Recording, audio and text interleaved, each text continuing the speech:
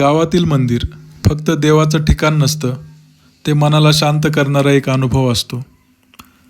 रोज सकाळ संध्याकाळ दर्शन घेताना मनात एक वेगळी समाधानाची भावना निर्माण होते. शहरात देव आहे पण वेळ नसतो.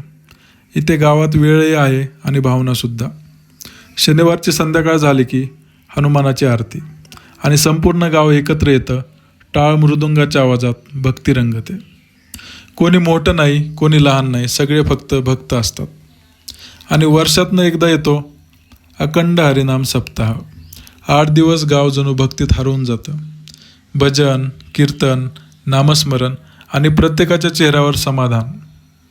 असं हे गाव जिथं उत्सव साजरे होत नाहीत, ते जगले जातात. गाव म्हणजे फक्त जागा नाही, ती एक भावना आहे.